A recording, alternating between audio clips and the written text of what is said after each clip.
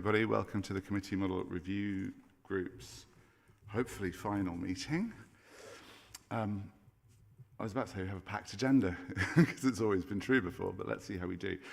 For what it's worth, though, and apologies, this was an administrative oversight. The agenda has been published in the wrong order, so we're doing public engagement obviously before we do anything in terms of final recommendations. So we'll start off with that.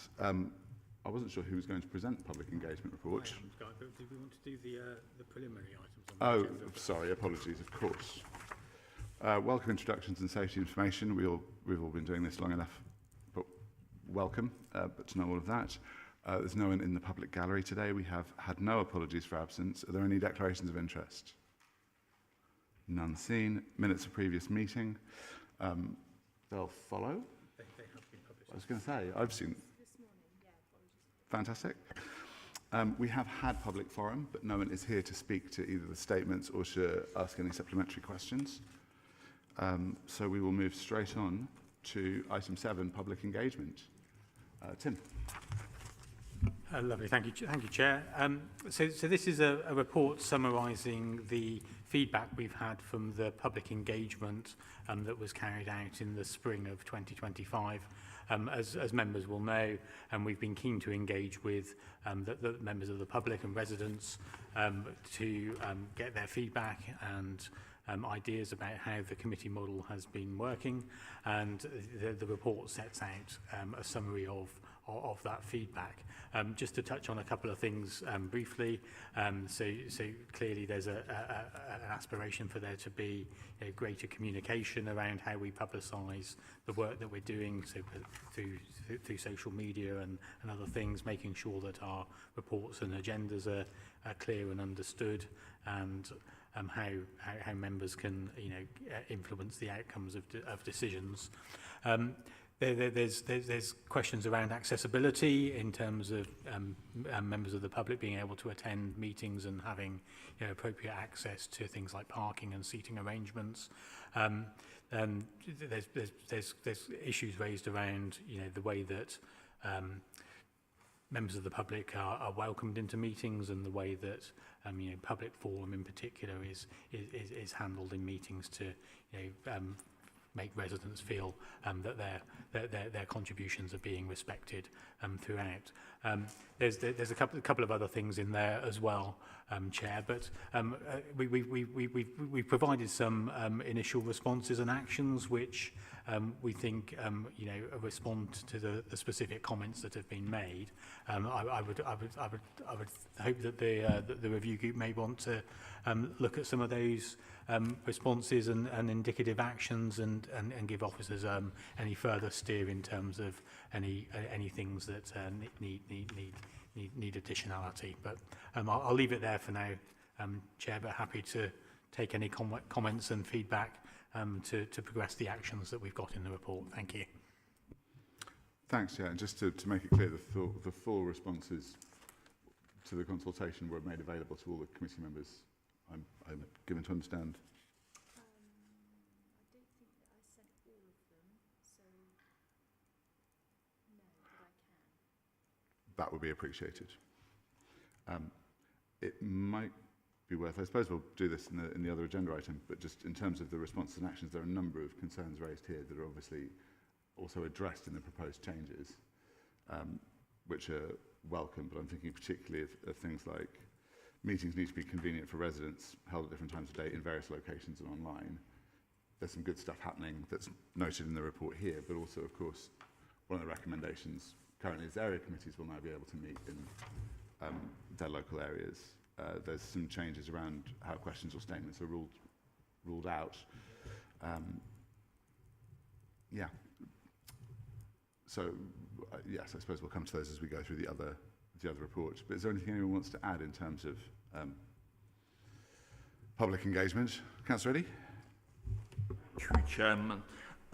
Second item, ensuring agendas and reports are clear and easy to understand. Obviously, there's a tension here before providing as full as information for members to make a decision, and the issue that sometimes adding appendices or links can be should we say, unhelpful, unclear to the public.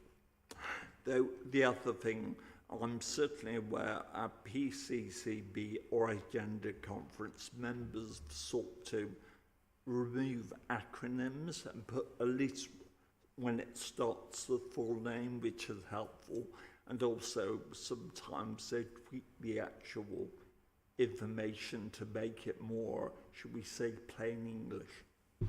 PCCB being...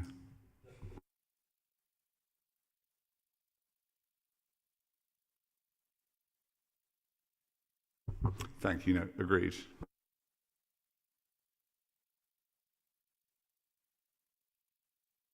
So the MO can pass it to DLOC and LOC, and then we'll get there. Anything else from anyone else? Andrew?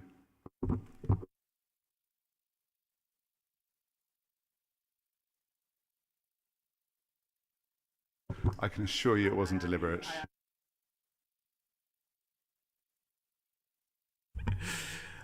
Thank you. Yeah, I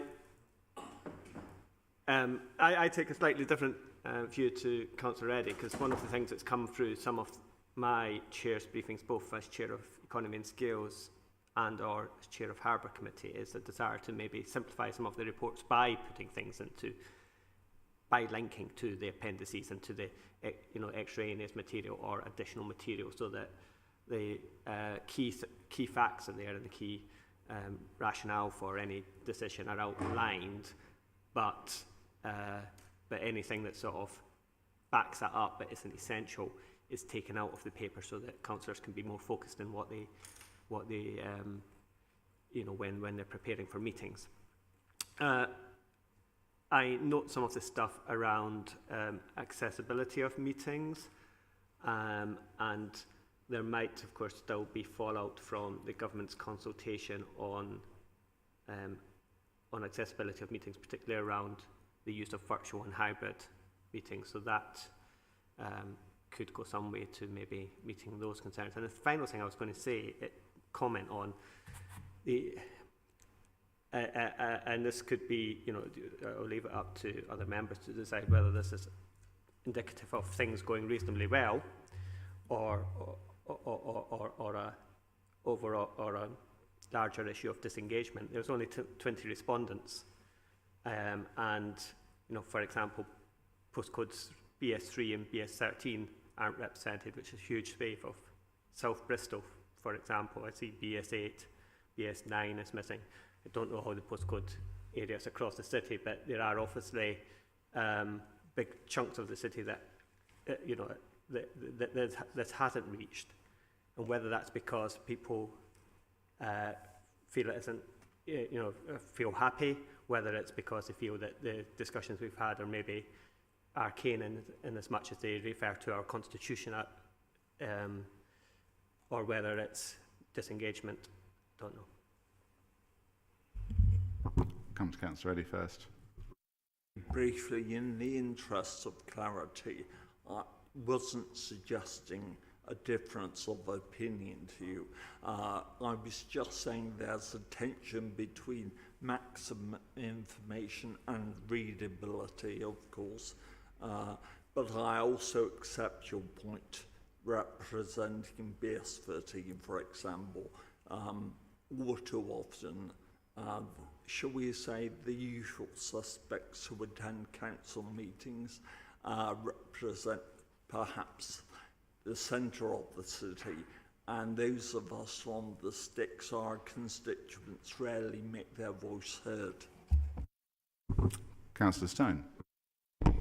Yeah, I'd just like to make a, I'd like to direct ourselves to the, basically I welcome that we are going to respect residents that do come to the council, and I think that's really important.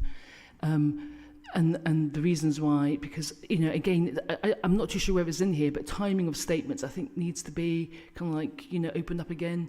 I think people chairs shouting people down when they're coming to an end of a statement because they're slightly over the 1 minute, I think really needs to stop. If we want more people from the other BS areas to come up, turn up, then we've got to treat people with respect. And I think that really needs to be formalised to such an extent that, you know, it just has to stop. That kind of like that culture has to stop. Agreed. I'm seeing no other hands. For what it's worth, just to comment on some of the points that Councillors Brown and Eddy were making, I think Councillor Eddy had it in the sense that there are some reports I see that I think are too long because the officers have possibly, out of an overabundance of caution, simply dumped every possible fact, policy consideration into the document that they could, and others where there will never be enough, no matter how long they are, and others that seem frankly very, very light on detail. For what it's worth, I'm hugely gratified that we will be making policy chairs directly responsible for the content of the equalities impact assessments and sustainability impact assessments moving forwards, or at least that is being added to the chair's roles and responsibilities, just to make sure that we don't go back to the days when those could be occasionally, possibly, being used as a bit of a tick box exercise without being really conducted in any sort of thoroughness. Just on the other point that was raised, I like the usual suspects. I think they're really, really useful. I wish there were more of them. I think the more feedback we get, the better. But to be honest, I do sometimes feel like the people that regularly attend, as you say, regularly attend these meetings are the ones who happen to live close by. And that these meetings simply very often aren't accessible to people because they're held at times when people are at work. Equally, evening meetings will exclude a lot of people who have childcare responsibilities. The licensing committee is going through a big discussion about this at the moment that we're struggling to resolve. I think retaining flexibility and having as many other mechanisms for engagement as we possibly can is good. I did notice that there was in some of our the public forum or the engagement, there was an expression of frustration that time available for public forum was limited and this could be improved by reducing the time spent on answering questions. And my first thought was, over years in this council, I've observed more frustration with the time spent on not answering questions and speaking on endlessly to sort of run out the time on public forum. That's a cultural problem. I would love to fix it through constitutional work and allow someone to direct the chair to answer the question. But I think that's possibly beyond our scope today. Councillor Brown? I think on that point, though, I know I suggested in meetings that written answers should be made available to the public ahead of full council so that people could move directly onto supplementaries so that the time wasn't taken up answering question that had already been drafted, and so there could be more time to move through questions, but I don't think that was taken forward. Oh, no, apologies. I will check. My understanding was that it was taken forward. It didn't need a constitutional amendment to happen. It's just now happened through custom and practice, through a change within sort of the way that democratic services do it. Am I right in that? I believe so, but I'm looking at Lucy that is something that we've picked up internally, and I guess the litmus test will be the next full council meeting at the beginning of July. Okay, apologies if I misunderstood what happened with that suggestion. No, it's good. I'm glad we resolved that. It's it's important to record there was quite a lot that was discussed, I think, by this committee that didn't actually require a final recommendation or a constitutional amendment. We could simply just change the way that we do things, and that's happened. Unless anyone else has anything else to say on public engagement, other than to thank the people who responded to the consultation. Final point before I forget, though, I appreciate it is tempting sometimes to take lack of response as a sign that things are going well. Maybe there are times when that is the case, but it's not been my experience. My experience is that people will respond to consultations when they think there's going to be it'll genuinely make a difference, where there'll be a genuine impact, where their views will actually be taken into account. And the more cynical and sceptical people are, the less likely they are to respond to consultations. But I hope we can start rebuilding that trust with some of the work that we do here today.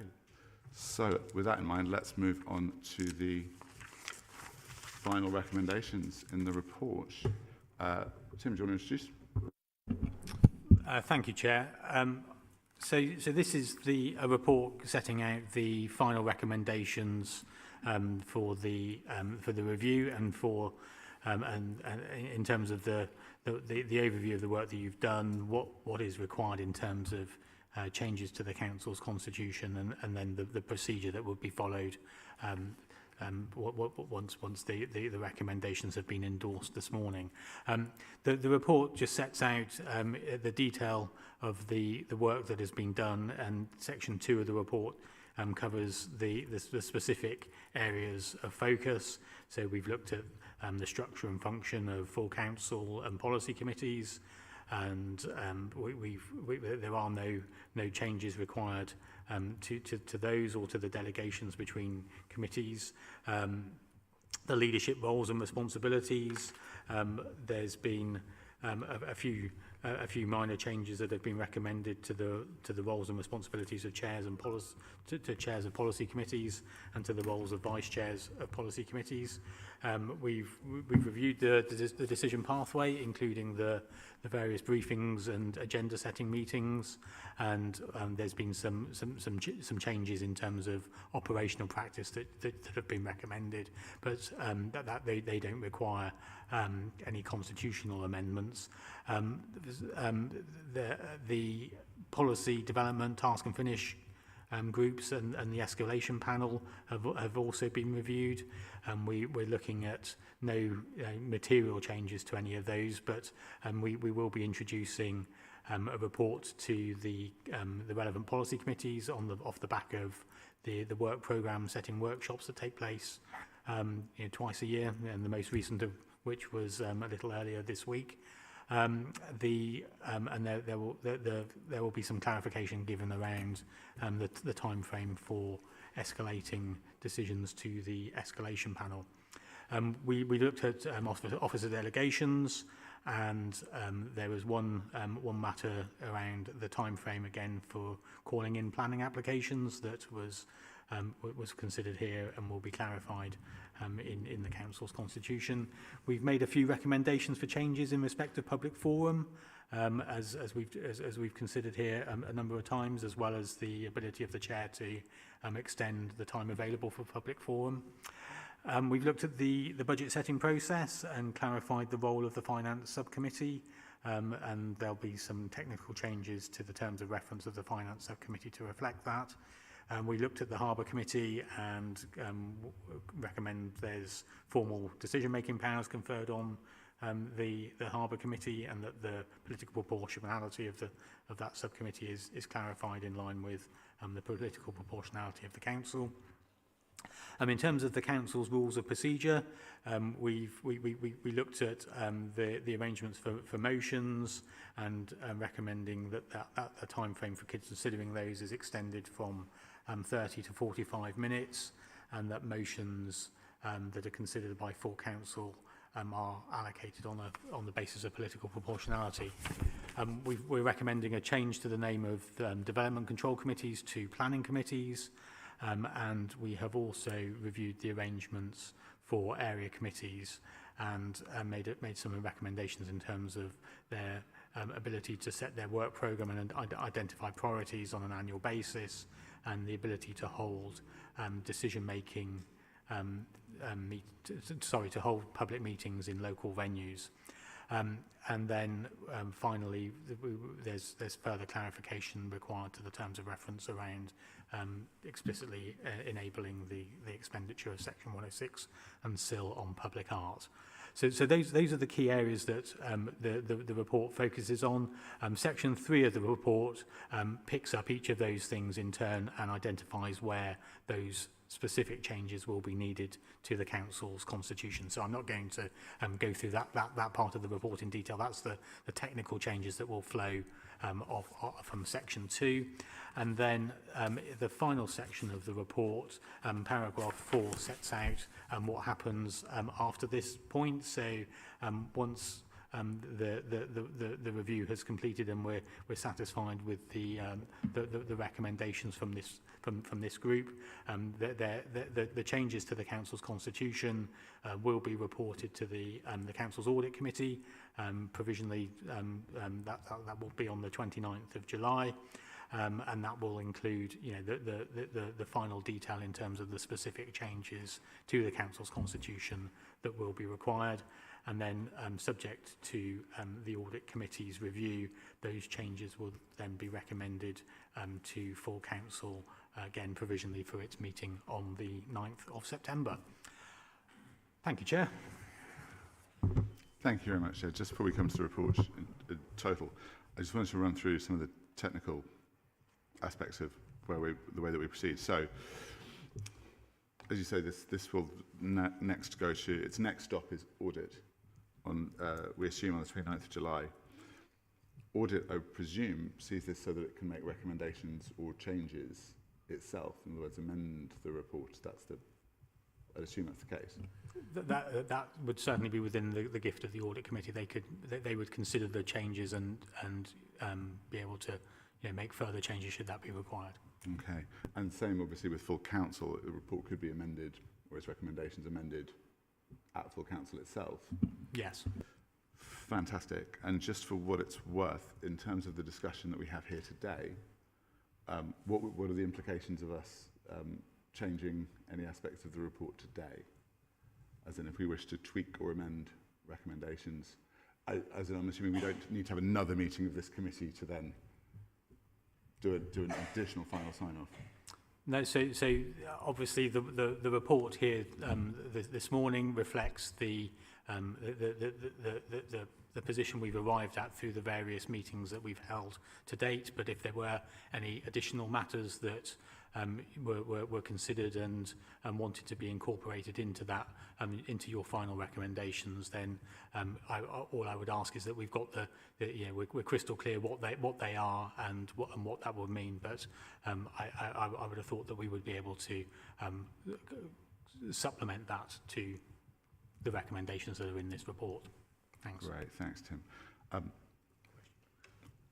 Question from It's both related. I just wanted to check in terms of audit, what would be the remit?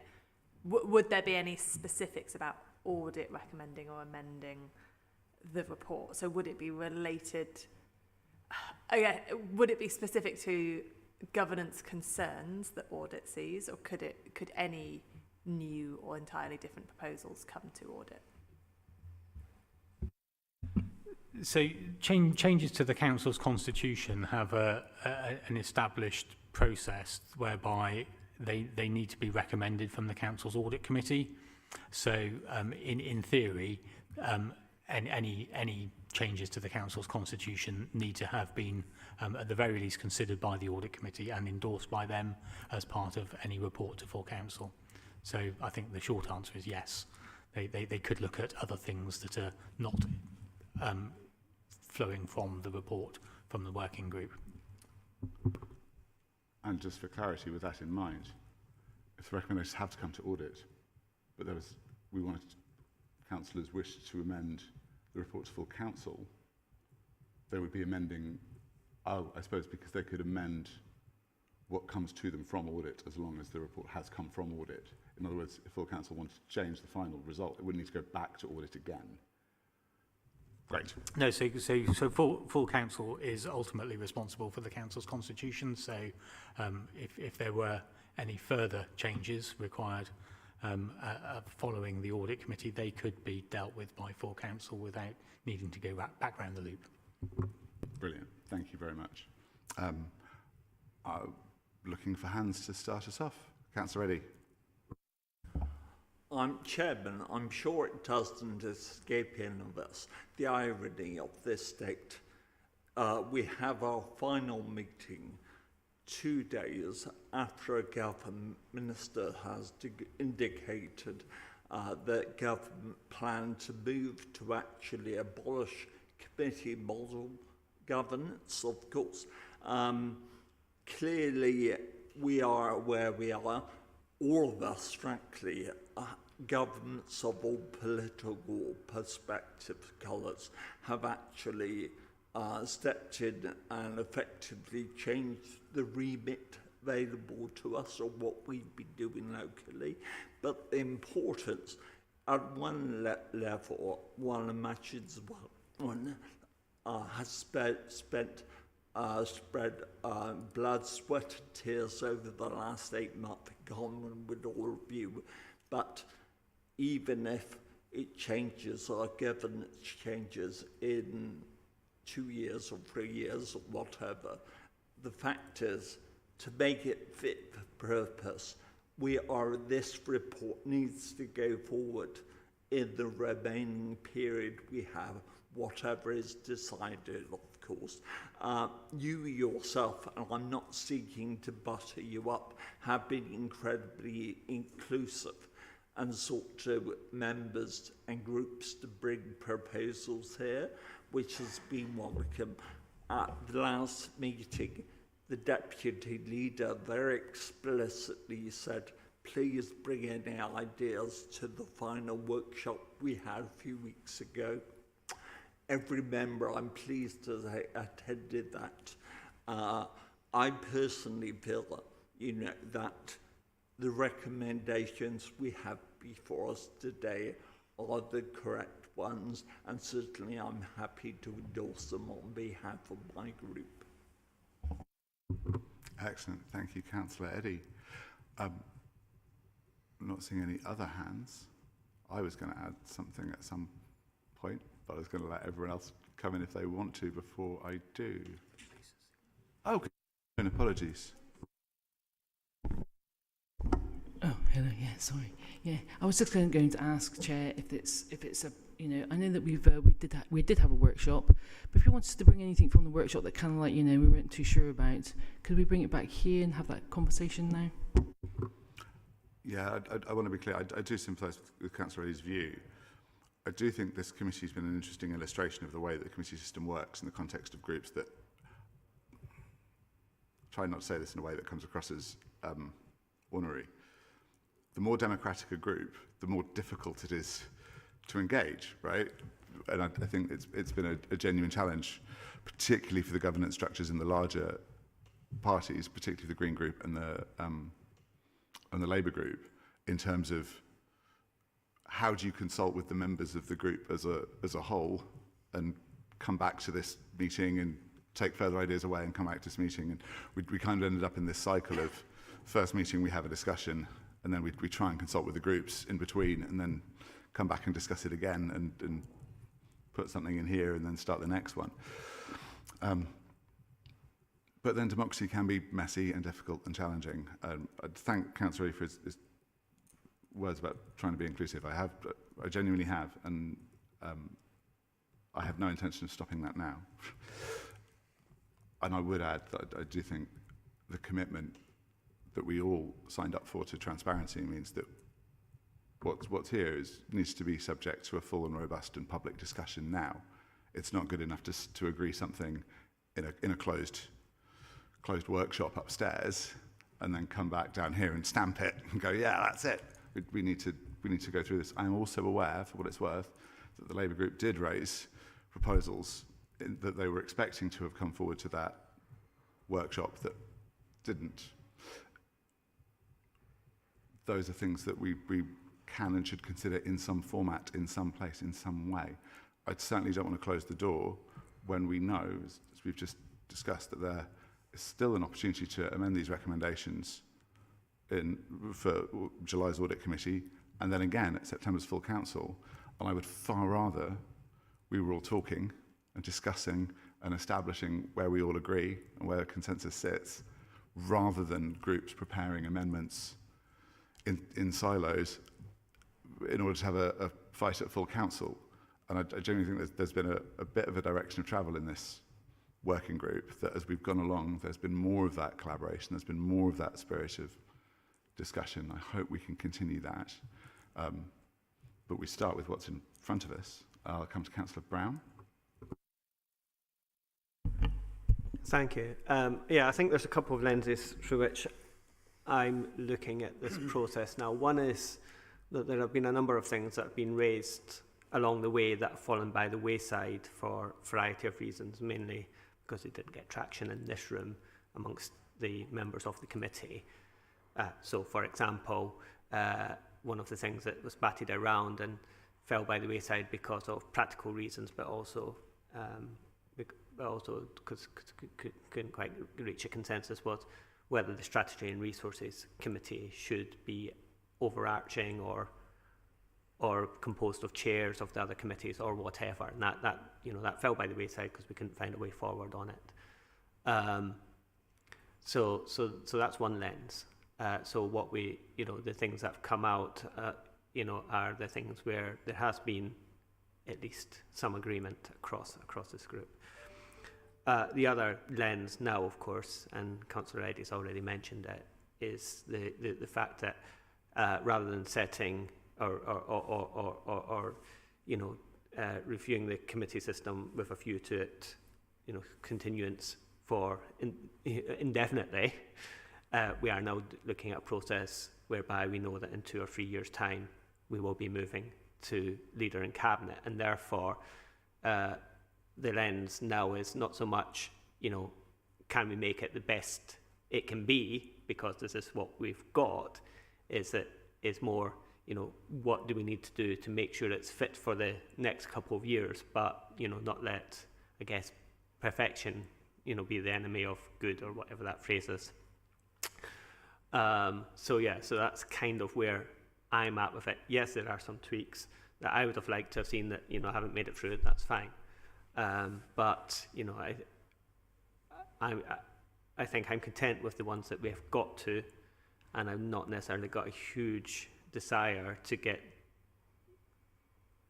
down in the weeds with more detail, especially given the new context that we've been thrust into without any say or consultation whatsoever. Councillor Stone.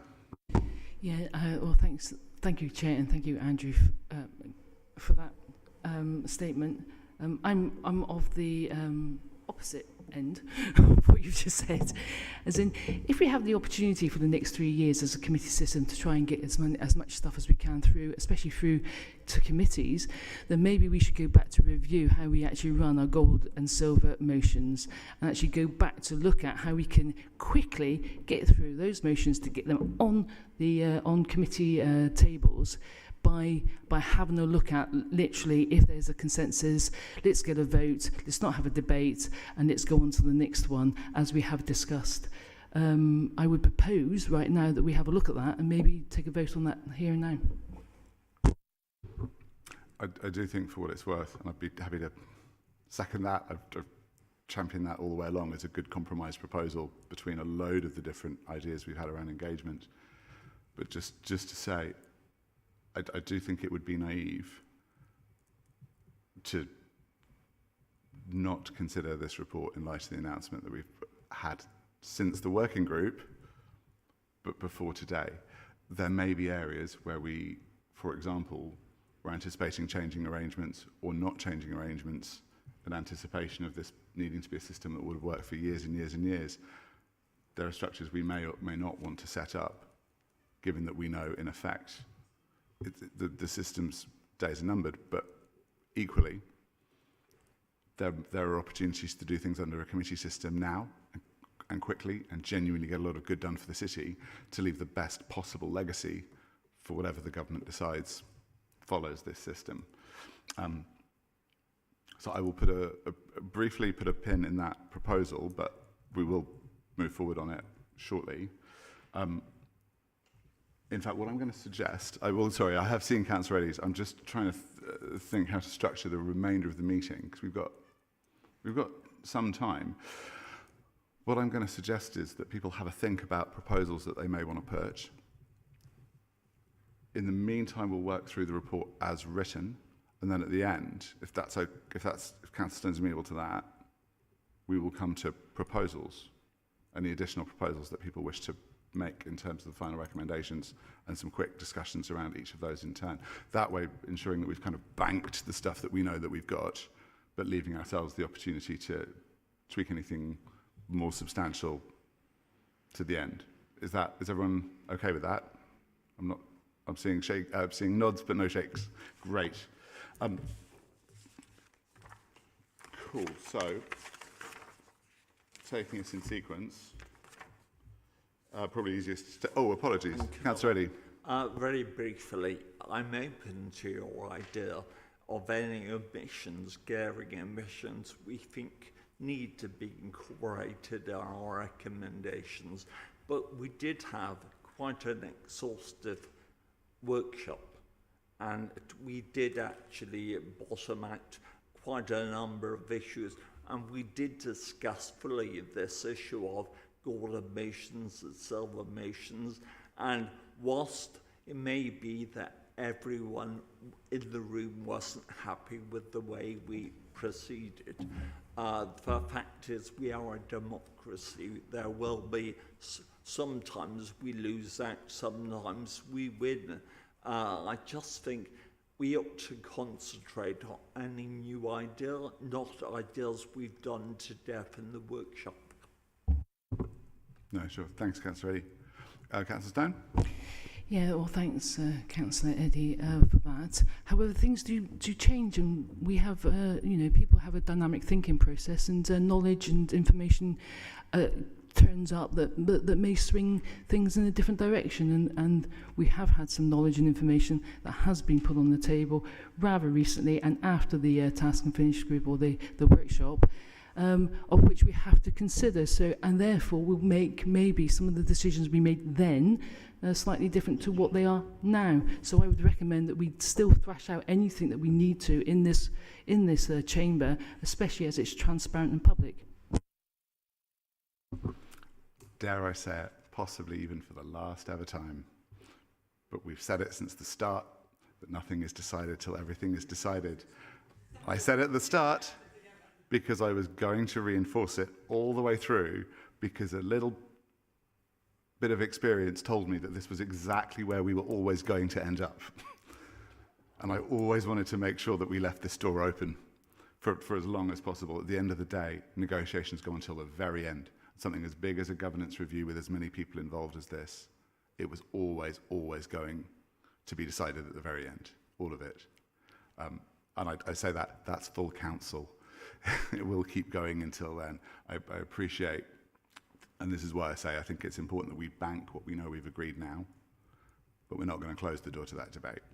There's no point in it. It can continue. Constitutionally, it has to continue.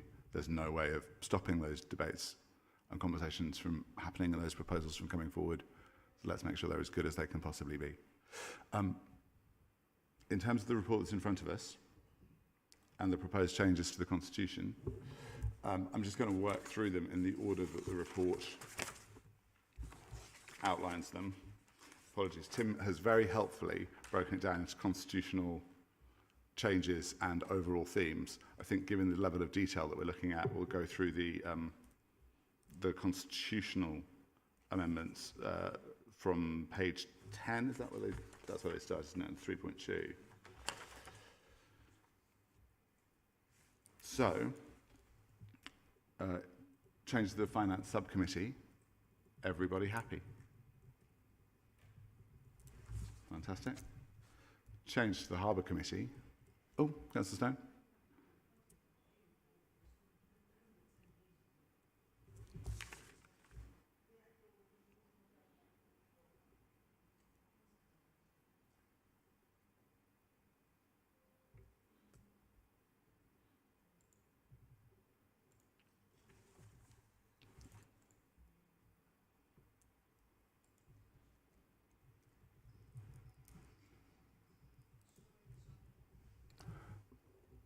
Apologies. No worries. For anyone that might be watching, and for members of the press, Council's recently upgraded to Windows 11. It's happening in stages, and it's not been massively smooth thus far, but we're all doing our best. Harbour Committee. I know Councillor does champion this. Happy? Yeah. Can I just say, obviously, I welcome the change. I think the terms of reference, though, going to be key, because I know that's going to be reviewed. But I've noticed already that there's obviously I think people have accepted it's moving in that direction, but some officers are a bit confused about how that would work in practice. For example, other committees having a say on what activities take place, commercial activities take place on the harbour. So at the moment there's certain sign-off required by the either the Public Health Committee and sometimes the Economy and Skills Committee. But I think some officers think some aspects of that will still continue. But my view is that it's the Harbour Committee that should decide what commercial activities take place within the red line boundary of the harbour. So I think that needs to be really clear in the terms of reference going forward.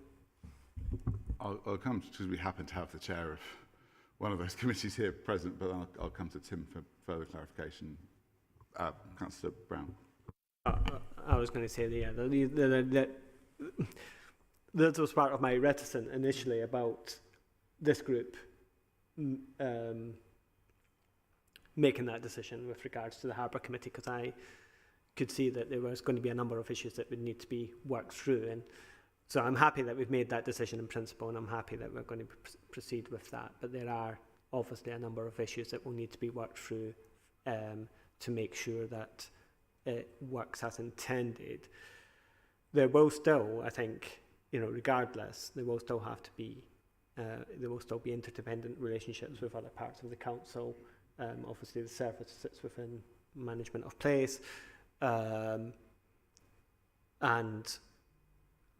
but we do need to bottom out where those crossover points might be with other committees. I don't, for example, I know that you quite often cite the Downs as an exemplar, because obviously it has its sort of own unique management arrangements, but still has a relationship with public health and communities within that. And I think, but I think those are all things that can be worked through from a legal perspective, and worked into the terms of reference in due course. So I think, so yes, I think that there may be, to some extent, not explicitly for this committee, but I do appreciate where you're coming from on those concerns. Could I ask Tim to clarify, but specifically in relation to with the sorts of delegations to which Andrew refers, as in, so that the committee has already agreed that the Harbour Committee should have decision-making powers. Further delegations from the committee that Councillor Dudd mentions would require, I would imagine, a change to the terms of reference. In other words, would these be constitutional amendments, or would they simply be decisions of, whoever?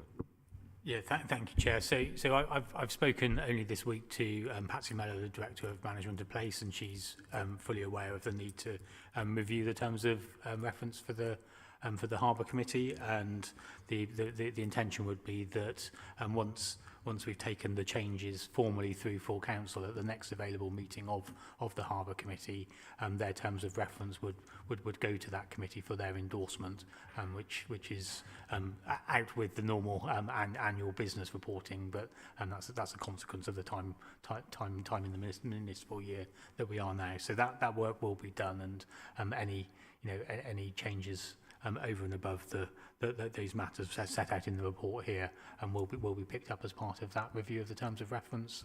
So the points that Councillor Dudd has raised, and getting the clarity around the responsibility for the Harbour Committee, it will be done then. All I would say is, as Councillor Brown has said, as we see across many of our committees, there are interdependencies, and it's not an absolute science in terms of where a particular matter would need to go, but I would have thought that anything that relates to the harbour, whether that's commercial or things to do with health and safety and the operations, that would be the first and principle place that any matters that needed decisions would be taken, and that there would be appropriate engagement with the other committees as appropriate, but it wouldn't be a case of having to take different decisions in different places to achieve one outcome. So that's clearly not never our intentions. Thank you, Chair. Councillor Brown. Yeah, thank you, Tim. Just one other thing I'd say on this, and I'm sure you and Patsy will be doing so, is to look at other authorities for best practice. And also we have co-op team members on the Harbour Committee who have expertise precisely in this area from experience with other authorities. So it might be worth speaking to them ahead of the meeting, ahead of the process as well, as I'm sure they'll give their views in the meeting.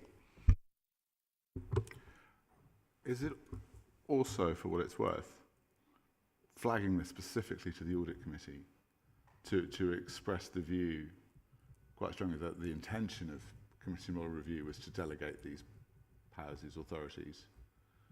It's simply that the mechanism for doing it has yet to be established, and the range of delegations has yet to be established.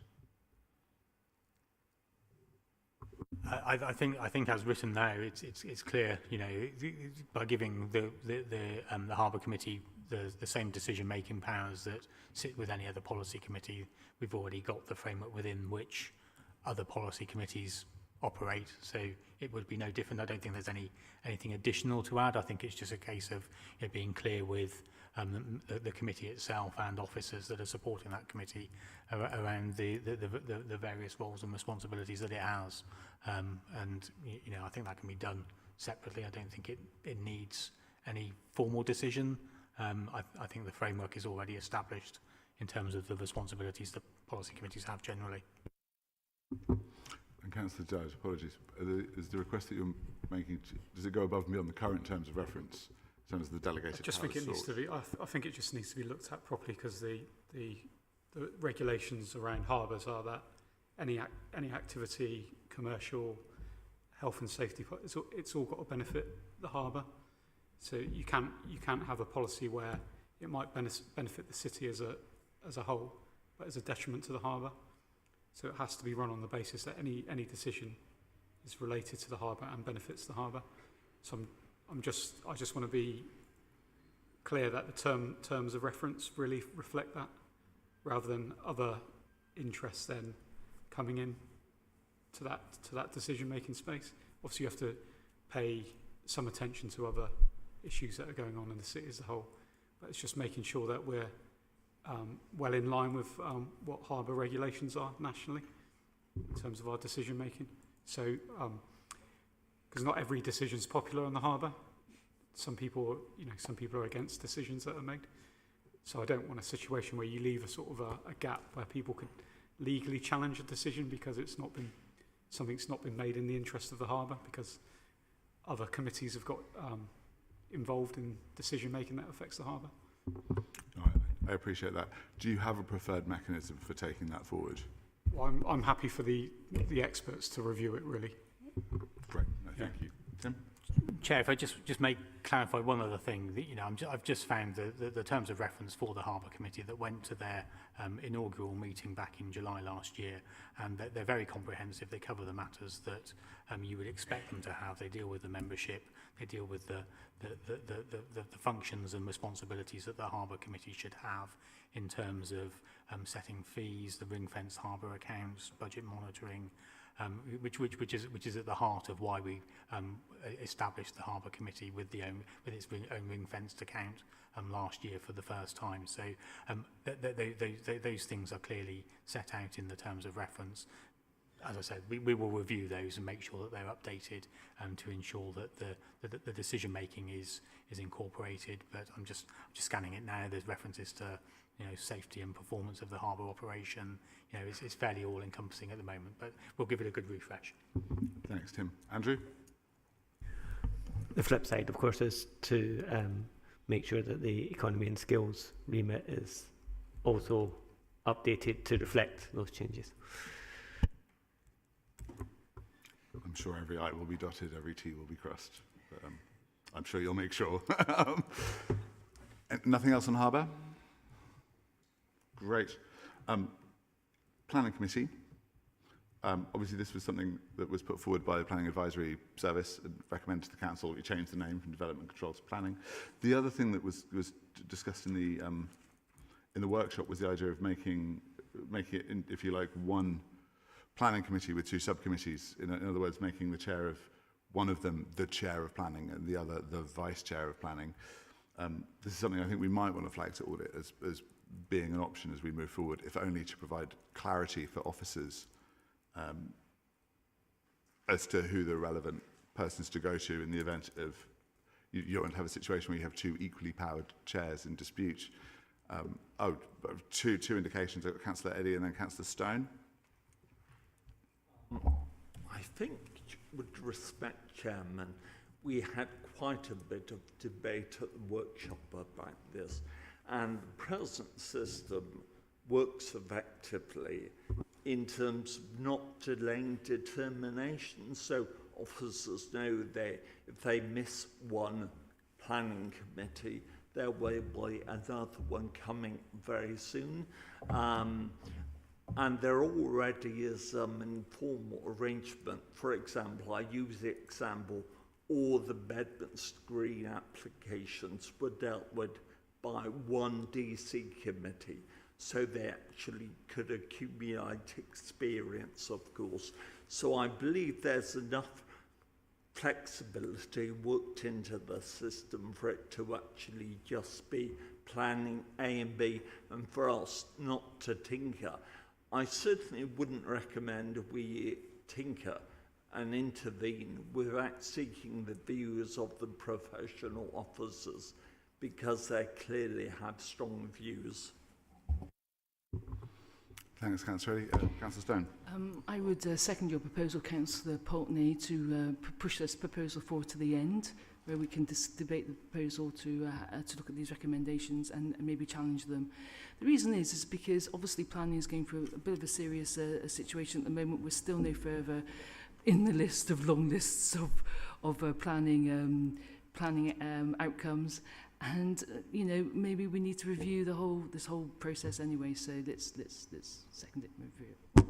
Thanks, Councillor Stone. I've got indications from Councillor Dodge and Councillor Brown. Yeah, I think when we got to on this was that the planning and infrastructure bills going through Parliament at the moment. I think it's in the House of Lords at the moment, so it's likely to become law very soon, where there'll be changes coming down the line. So I think to change the system now and then change it again to reflect the changes in legislation, I just think it's the wrong thing to do at this stage. But I'm happy to support the name change. Thanks, Councillor Dodge. I've got another indication from Councillor Stone, but I'll come to Councillor Brown first. I was going to make that point, but also, frankly, I think what's being proposed is a solution to a problem that doesn't exist. Okay. Councillor Stone. I was going to, thanks for that, Councillor Dodds. Okay, yeah, I do agree with that's what we had discussed. However, all because there's a change doesn't mean there can't be more change. I mean, change is good sometimes. Change is deliberative. It can be constructive. It can be progressive. So let's have a look at these changes. Let's see how we can change it. How we can change it for the better. Even after the recommendations, we may want to change it again. It doesn't matter. Let's do it. Let's go forward. Thanks, Councillor Stone. Just for clarity, I'm not proposing changing the recommendation in the report. Just proposing flagging to audit, given the situation that we're in, still in special measures. We still have the situations with enforcement that we have. That obviously, that's the responsibility of economy and skills, but just to ensure that there's some accountability in terms of the throughput of efficient decision making from the council. This may be an option that the council wants to retain to take forward to full council. It wouldn't be something where you'd want to suddenly realise it's desirable in terms of whatever does come forward in the new infrastructure bill and find that we've not worked anything up and we're totally unprepared for it. As I say, I'm not proposing adding additional recommendations here. I'm just proposing flagging to audit that it might be an option they want to consider in light of the volume of planning material that has come to audit over the last few years.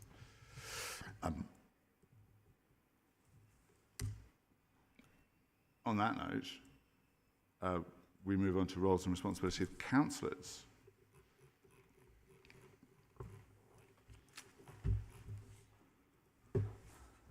I need to log in for the umpteenth time. But does anyone have anything they wish to add on the roles and responsibilities of councillors? Councillor South. Well, first of all, Chair, I would want to say thank you for your chairmanship over these many meetings. On this one, we have had some good discussion, and one thing we did discuss was the role of deputy leader, for example, and whether they might have a defined portfolio. So there are people in my own group who sort of still would perhaps consider that as a thing that we'd want to put forward. So I know we've dismissed it in our own review group here, but maybe that's something that could come to audit committee. Perhaps they could take on a chair of a policy committee, for example, and we could save the SRA of the deputy leader role and maybe invest that in something a bit more useful. I'm obviously going to come to the Deputy Leader of Council for a right of reply. Yes, I'm somewhat confused. Firstly, that this is the first time in terms of taking on a chair role that this has been brought up at all. But secondly, that I understand that there's another proposal from your group, which is that people should be able to have 2 SOAs. So I'm unsure how we would start allowing people to have 2 SOAs and then say I could have 2 jobs. But clearly, if your other idea passes of having 2 SOAs, I would still be paid as much. I would just have 2 jobs and we would have one fewer person doing all of the work that needs to be done. So doesn't seem very logical to me.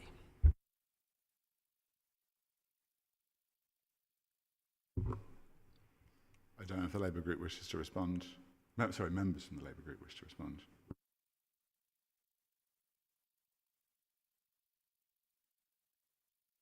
Councillor Dudd. I'll just say that previously, under the last administration, we obviously had deputies. You got an SRA for that particular responsibility, but they also maintained a portfolio as well alongside there. So they did get 2 SRAs. So one for so they got an additional payment for the. So if I can clarify, the SRA for the 2 deputy mayors was 1 SRA, reflective of the duties. It was over and above the SRA that other cabinet members received, to reflect the fact that they had additional responsibilities again as the deputy mayor, but it wasn't 2 separate SRAs, it was just 1. So there you go. So that's the point I was making. They got an additional rate for the responsibilities. So it's for covering the mayor as the deputy, and also for having a portfolio that they were responsible for. So at the moment we've got a situation where the deputy just gets a very large SRA for just constitutionally just covering the leader, with no portfolio, constitutionally no portfolio responsibility. So we just think that's something that probably needs to be looked at. Come back to Councillor.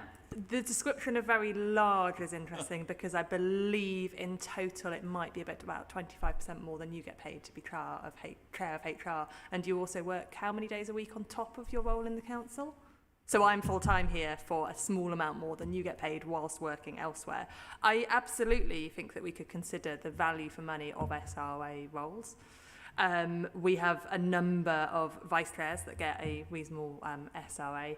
And we have gone round and round on this, and I have made some adjustments to what the role is because I have concerns about vice chairs fulfilling those roles and participating in the way that the committee model should work, especially those that are completely against the committee model. We've had an example in environment sustainability where despite the role of the vice chair explaining that they are there, the role description says that they are there to be consulted on and to be involved in decisions that are made outside of committee meetings. We've had a situation where a vice chair has amended a report to say publicly that they were not prepared. They said publicly they were not prepared to fulfil their role as described in the role description. I am trying to change that role description so that it is a situation where those that are in opposition might feel comfortable in doing what is there. But when we talk about the money that is being spent on the different roles, I'd also like to put out that yes, I get paid to be a deputy leader. We no longer have political roles as the Labour mayor did. I believe I get paid about 1/6 of what the political salaries were under the Labour mayor that was being spent for the support of the mayor at that point.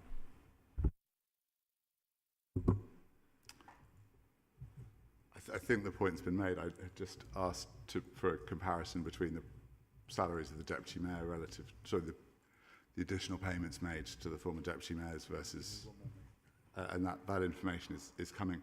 For what it's worth, and I have to admit, I'm very close to Councillor Mack's view on this. I think the change to committee system represented a quite substantial value for money improvement in terms of the overall allocation. That said, part of that came from the additional work that went from being done centrally to being done by all councillors. And it's never easy to say councillors should get paid more. But I'm happy to go on record and say that the councillors who's in respect of the role of representing the communities who elect them, I think should. If that comes at the expense of some of the SRAs, I think it should. But I do think that's fundamentally the core of our role, is representing the communities that elect us. It's great to have the remuneration that we have for the roles that are more substantial or that involve additional responsibilities and additional work. But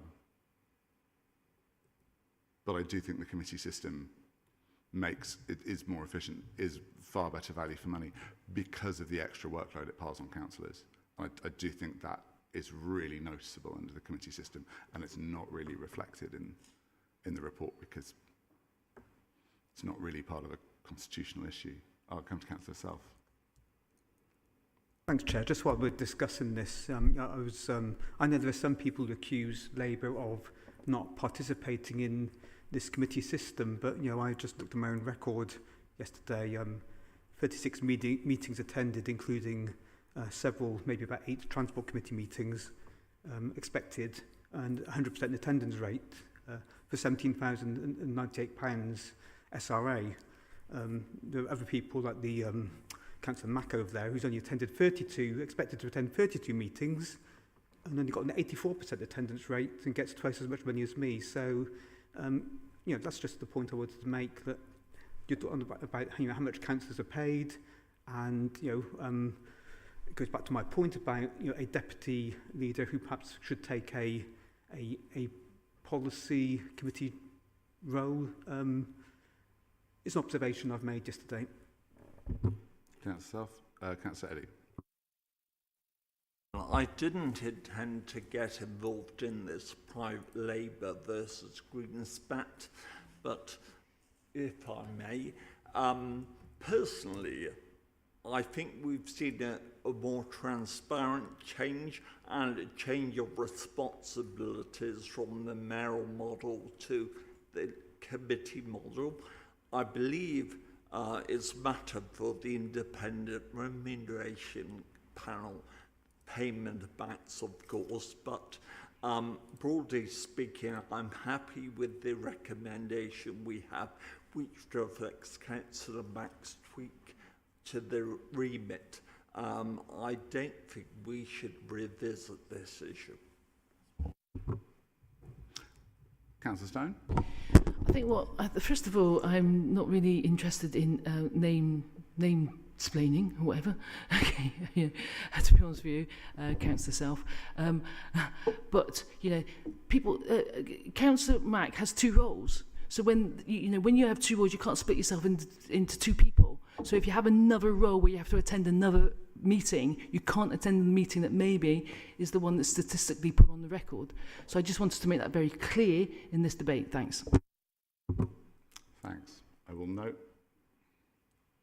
I come to Councillor Self one more time.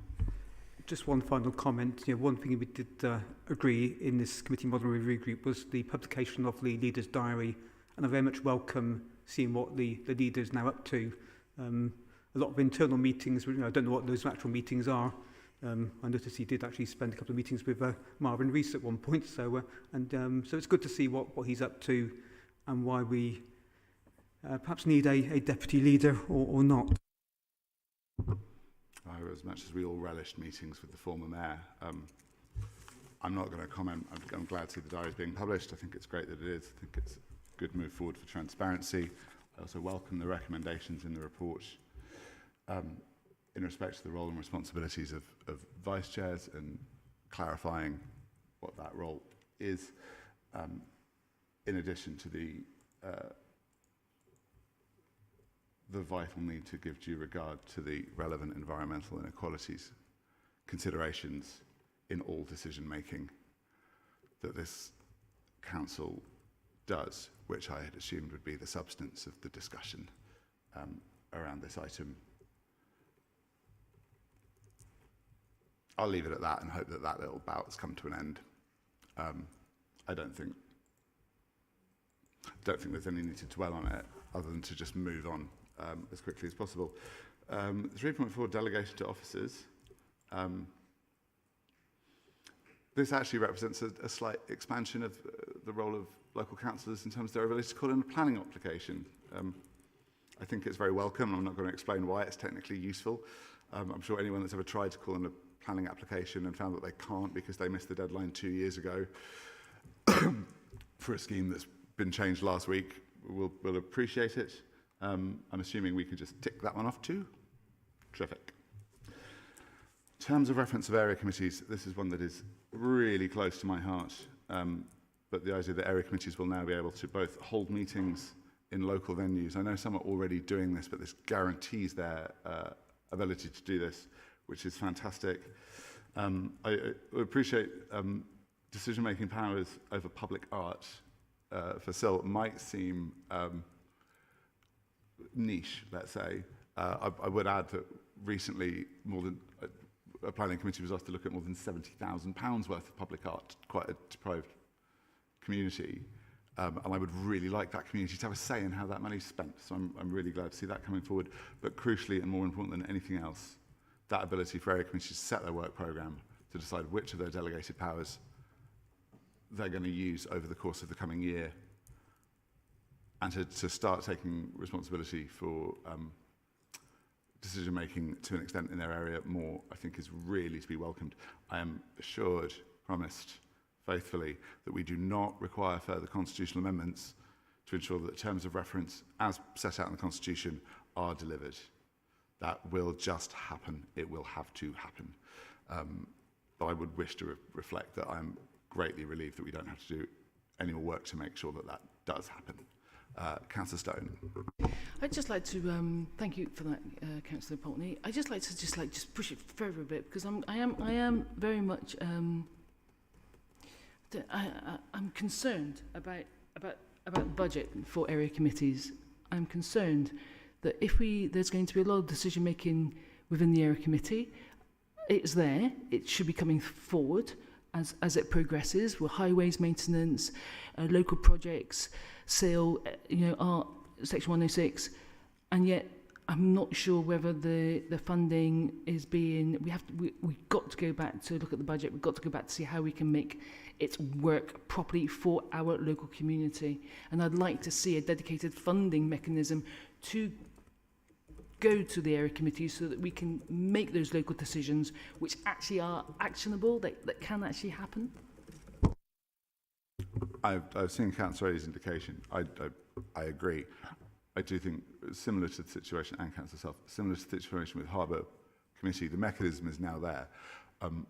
I do think this is something we can take forward through the budget process, though, and a budget amendment to assign, say, capital to local areas would be welcome. I know some areas, including mine, are considering creating neighbourhood plans in order to make sure they're getting more SIL in to spend more money on the priorities identified by those communities. And I'm really looking forward to seeing that.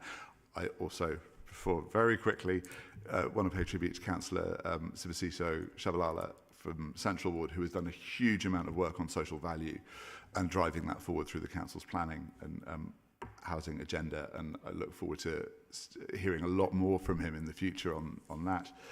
The hands I had were from Councillors Eddy, Self, Stone, and that's it. Chairman, I was partly going to echo your sentiments. Just to go back to a comment I made at the workshop when this was raised, clearly it's not appropriate for us to actually make a recommendation, but as you said, it's open to any group or any member to make a budget amendment next February. Well, quite. But I should look forward to it. Thanks. Aside from that, oh, sorry, Councillor Self? Thanks, Chair. I think we had a good discussion on area committees in our workshop, and this does reflect sort of our final discussion recommendations. One thing we did discuss on local venues was the ability of people to get to venues. So, although we're sort of given the option there, it may well be that in actual fact that area committees feel they might want to run their events centrally, just so people can get buses, because sometimes it's hard to get a bus across between two wards that is to get into the centre. And I'm glad you mentioned social value, because area committees, we are still very much in the learning process. A lot of, as a chair, I think a lot of my learning so far has been on the SIL process so far. We're still going, we've just gone through stage 1, we're on stage 2. But area committees do have, quite a comprehensive remit. And you mentioned, for example, social value. You've got the option to look at the disposal of council land, for example. And I know of a case in Southbury just recently where the council have disposed of a building, or whether that comes to this or not. And I question whether some of the social value was actually taken into account when a price was agreed. So I think social value is a really important aspect to this. Good, thank you. Councillor Stone. Thank you for that, Councillor Self. I agree totally. Social value is a massively important part of the area committee, but how do we make that a mechanism in the area committee? It can be quite difficult for that to happen. And going back to your local neighbourhood plans, we put forward for a SIL stage 1 money for a local neighbourhood plan, which was rejected because it doesn't fulfil the terms and conditions of SIL. So we must have more mechanisms for funding for small projects that don't fulfil the criteria for SIL and Section 106. Has to happen if we want to make area committees work for local people. No, thank you. I will reiterate something which I agree with wholeheartedly. I look forward to seeing more devolution. I agree completely with Councillor Self's point in respect of choice of venue as well. It would be horribly ironic for full council to say, oh, you now have these devolved powers. You know you do because we've told you do, and you have to use them. It will be for area committees to decide which of those powers they take on, including they will all have the ability to hold meetings in their geographical areas, but it's now for those area committees to make those choices.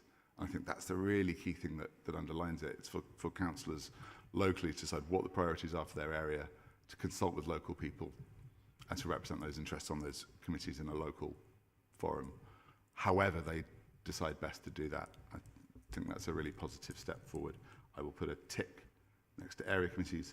We'll move on to council procedure rules and the arrangements for motions. This is something myself and Councillor Stone have tilted at.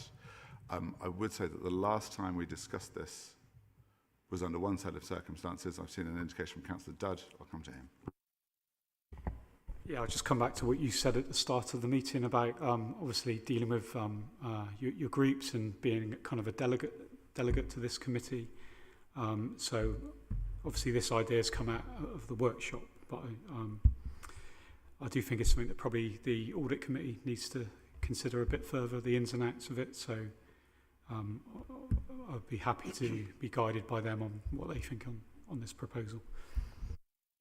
Fabulous, thank you. Councillor Matt.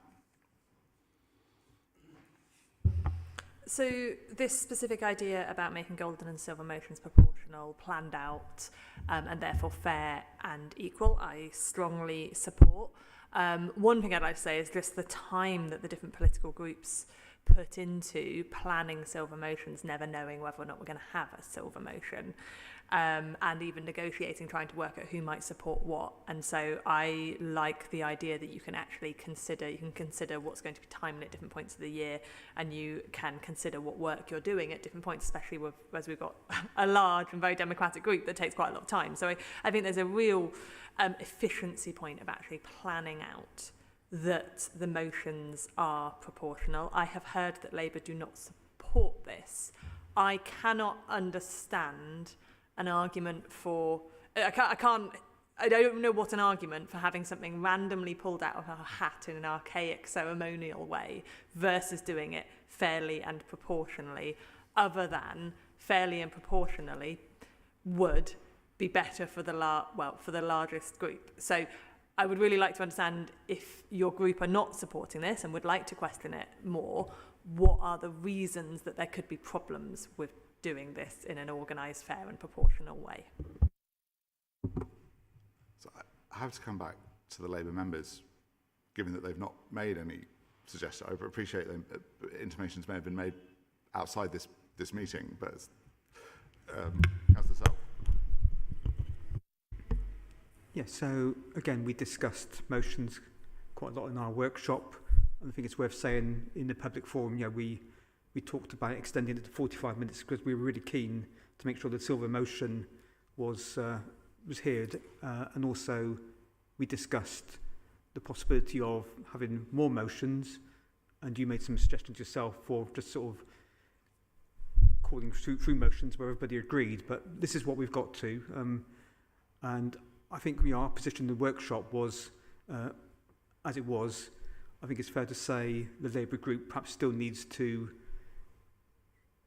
discuss it a bit more, and hence we know it come to audit committee, hence that's kind of where we stand. Going to give Councillor Mack a right reply. Come to Councillor Eddy, and then I'm going to weigh in on this, and then we're going to move on. Yeah, I'm slightly worried that I seem to be suggested that I couldn't ask the Labour representatives of this group what they thought on what their group was thinking on, I would hope this is meeting 8. We have had 8 months discussing this. I would hope at this point, having sat in this room and considered ideas for 8 months, that we would be able to discuss the items that are in front of us without saying it's going to go away for another month, another month, another month. I'm wondering what's been going on if that is the case. What I am hearing is the Labour group are going to be bringing you assume at this point that others in your group are going to come forwards with ideas to change this at audit rather than going through the process in this committee. Is that right? Well, I think audit are going to consider all of these recommendations anyway, aren't they? And they can, if they see fit, they can change it. So I guess it is following the process. But all we've said is it just needs further discussion at audit, really. We've not kind of taken a position on it. It's just an idea that's come out of a workshop. The details of it. I mean, this wasn't proposed in any of the papers before we went into the workshop, the details of this. So it's something that's just come out of a workshop, not really had a good chance to consider it properly with the Labour group. But there's an opportunity with audit to have a proper look at it. So this was in a bunch of proposals that were sent according to your timescale to make sure that they went to your group before you came to the workshop.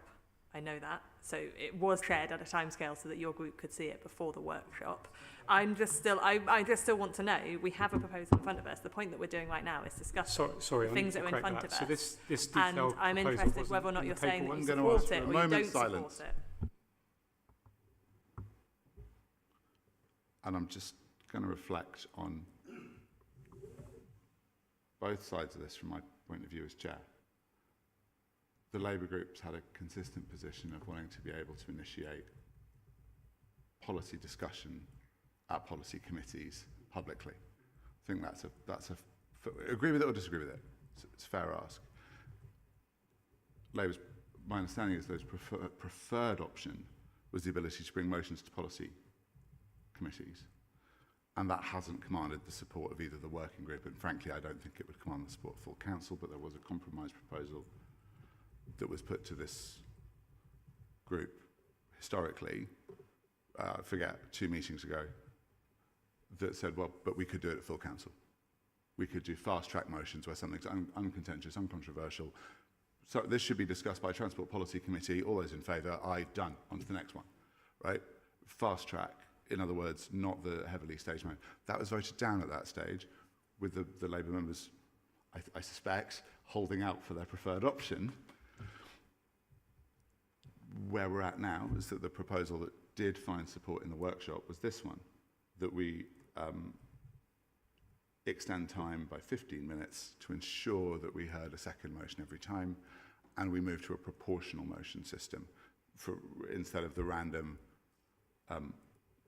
out the hat mechanism used currently.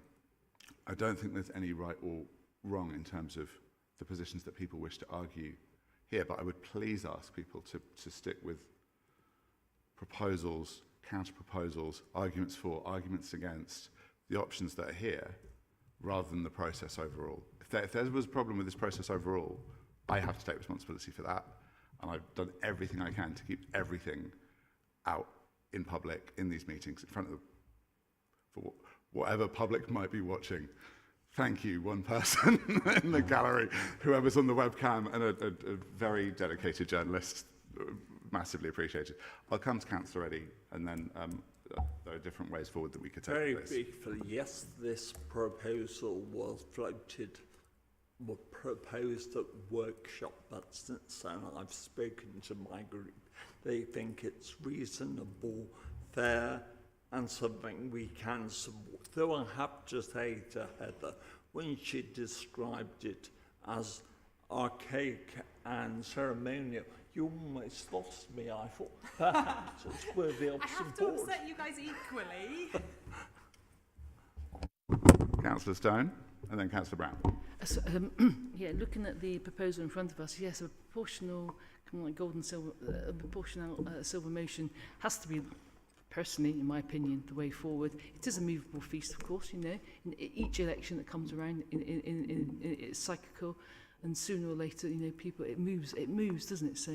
So I would definitely recommend that. However, I'd also recommend that fast-track motions to get through things rather quickly and get them to committees is definitely something that we need to put forward to audit, and that must be considered. It must be considered for the next 3 years that we have before we turn to a cabinet and leadership situation.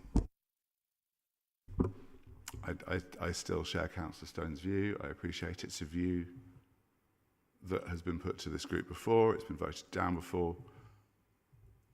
I'm content to put it on the table again, something that's separate from the way that we approach gold and silver motions. It will, I suspect, strongly rise or fall on the position of the Labour Party today, but I will come to Councillor Brown before I do anything else. So bringing it back to specifically the gold and silver motion arrangement, because I think, I mean, it's always been, we've always had this slightly odd system. I say always, in my time as councillor, obviously originated at some point, and I don't know what was done before that some point. But, you know, it is a slightly odd system whereby we have this ballot for the silver motions.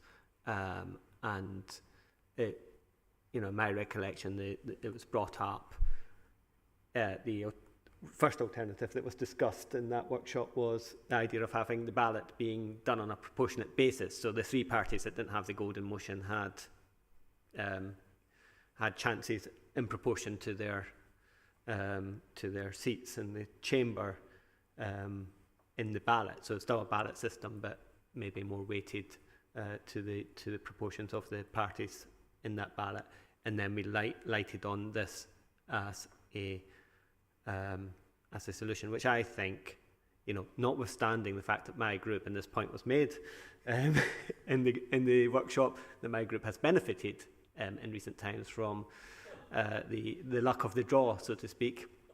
You know, I think this does seem the fairest way to approach how we manage a system whereby we have sought to have the time to ensure that we can have those two debates each time, and therefore a fair and proportionate way to make sure that parties across the chamber can have those opportunities weighted in line with their seats in the chamber. Thanks, Councillor Brown. I'll throw my own in there, which is for what it's worth. I do think gold and silver motion. I don't like pulling things out of a hat. I don't think it's a particularly noble way of doing things, but I have to admit, nor do I like the terminology. Golden. I don't want to. For those people who've been around for a while, I don't know what to tell you about what happens when you try and explain what a golden motion is to someone from outside, but it's certainly not what we think it is in here. It just seems like, I agree with the idea, it seems archaic. Proportionality does work better, but what I don't like about it, gold and silver motions, and I come from a time on this council before there was such a thing, as does Councillor Eddy, is that it puts all motions entirely in the hands of the whips. So whips will decide what's debated at full council, who's going to speak on it, how the meeting's going to be conducted. And so I appreciate things can change in the moment and sometimes do. But if someone wants to bring a motion about something that is dear to their constituents locally, the chance of getting it heard is zero. It just becomes a staging ground for big ideas.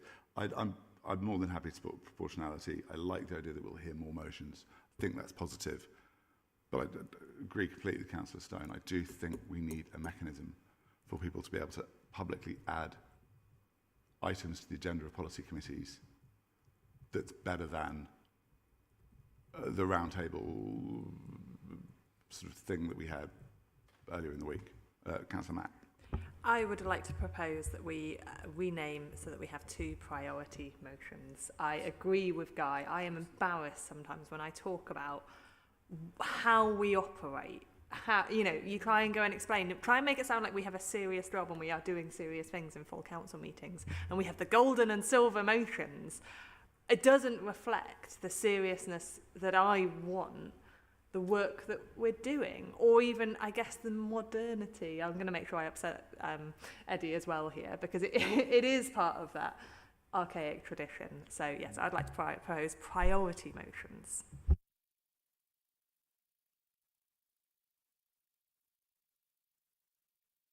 Speaking against it, I'm perfectly happy with it. So keep the recommendation, but refer to them as two priority meetings, that's fine. I have to say, we spoke about at the workshop the notion of having these undebated motions on the order paper. I think it's fundamentally undemocratic where the majority of members agreed. So I just think that's a red herring. Tempted to ask you to go into more detail about how voting on more things would be less democratic. At the end of the day, increasingly motions have extended from my preferred one of a model of 4 one-sentence paragraphs to huge motions, perhaps over a page of A4, and realistically, individual members, some groups are likely to have issues, and certainly, as I mentioned at the workshop, every party here recently, over the last year, has improved motions moved by another party by actually bringing amendments, sometimes they're altered motions. I just think if you remove the chance to potentially debate it, it is undemocratic. I see what you mean. What the proposal is not to remove the debate from the motion, It's to enable council only to hear the motions that require debate with debate. As in, it's to say, we don't need speeches from all 4 group leaders, a proposer and a seconder, and then a summing up.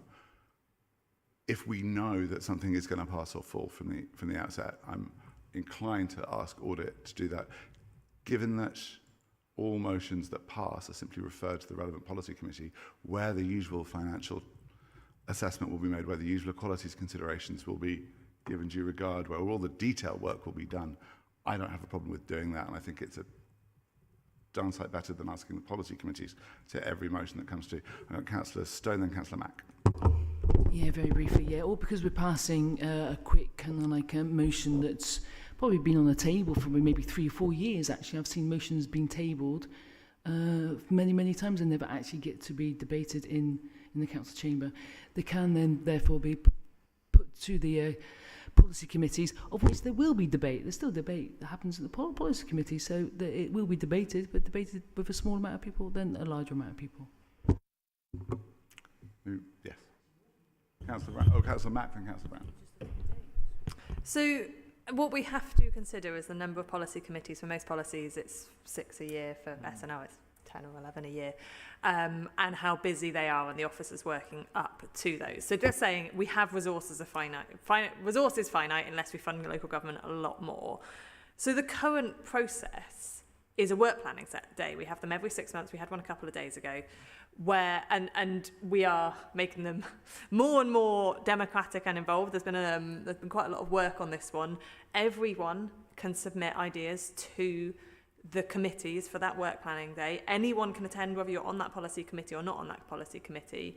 And every item to go onto a policy committee is discussed and prioritised in terms of when it can be heard, what work can be put behind it to get onto that thing. So the difference between what we're talking about there, and everything that goes to that work planning day will be then, and the forward plans and the output from that will go to a committee to be very, very clear what went in there, what was discussed and how it was prioritised.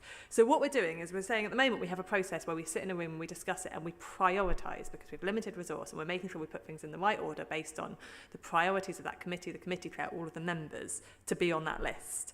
What we are doing by saying it should just go to full council and then go straight to the policy committee is removing the area where we consciously consider the priority of the items to go to policy committees. There is a method to get things to policy committees. We are doing it in an organised way so that everyone involved, transparently, because it's going to the committee meetings in terms of what comes out of that, can actually prioritise it. I don't understand what this gives us other than the motions that are setting a statement for what the council believes. And I think there is an interesting point there, because the different sorts of, if you're trying to get things on policy committees, we have that, I believe, in a much better way. If we're trying to do the motions that are the council believes this big thing, that does interest me in terms of how we do that. There has been precedent, I believe, that the party group leaders, not a constituted group, but a group that can get a broad agreement, that reports can come to full council, that things could be endorsed by the leader, that there are other ways to get council believes this without doing endless motions. So I don't really understand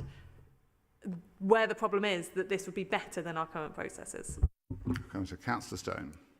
Okay, well, thanks for that, Councillor Mag. I agree with you there, and actually both can exist in the same universe. We can still have those workshops of which people can go to and propose things to go onto policy committees. However, the thing is that things change, things move, and one every year isn't actually enough, or two a year, sorry, isn't actually enough to actually, formalise some things that maybe pop up. I mean, we want a dynamic conversation approach rather than, we made a suggestion 6 months ago, and actually now that things have changed in our world around us, we can't therefore put forward a different suggestion from the one that we had before. I think we need another mechanism where we can. Thanks, Councillor Stone. I've got Councillor Brown and Councillor Self. Yeah, I'm sceptical about this idea for a couple of reasons. I actually just want to refer to something you said earlier on as well. You suggested that this current system or the tweaked system that we're proposing leaves things in the hands of the whips, which isn't the way that it's done in my group. My group puts forward motions as a group based on a consensus within the group. So That's just, so it's not necessarily leaving things to the whips or to the leaders or whatever. I'm not sold on the idea of the sort of speed motion approach. I'm not clear what happens if something doesn't gain a consensus. I don't know what the definition of consensus is in the first place, whether it's just nobody voted against this. I'm not clear what happens if someone does vote against it. Can it then come back for a full debate at a subsequent full council, or would it be ruled out because it had already been considered? But more practically, one of the things we're suggesting is to extend the time limit for full council motions from 30 minutes to 45 minutes, and that's been suggested specifically to allow us to hear the 2 priority motions. If we have this speed motion approach where we go through a list of motions and see if there's consensus or not consensus, you then recreate the problem that we're solving by extending the time limit for motions, because you would eat into that, it could take 10, 15 minutes, sometimes depending on the number of motions on the paper, to get to the point that then we can move on to the priority motions.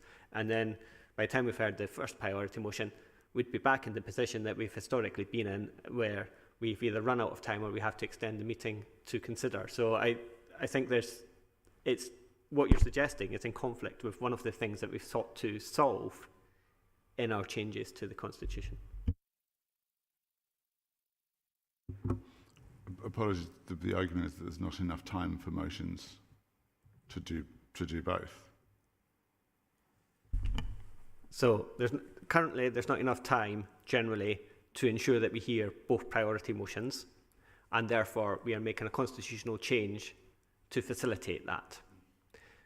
So we are changing the time available for motions from 30 minutes to 45 minutes. You're suggesting an additional element of that time limit to consider motions across the board, which will eat into the time then available for the 2 remaining, for the 2 priority motions.